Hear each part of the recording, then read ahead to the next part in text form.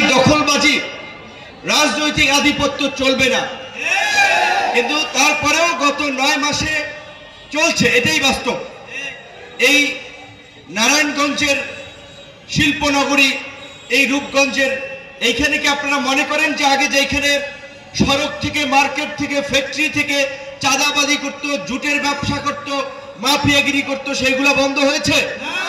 বন্ধ হয় নাই। তাই আজকে আপনারা যারা আমার সামনে উপস্থিত আছেন তাদেরকে আমরা বলছি যে আমাদের সামনে সুযোগ এসেছে।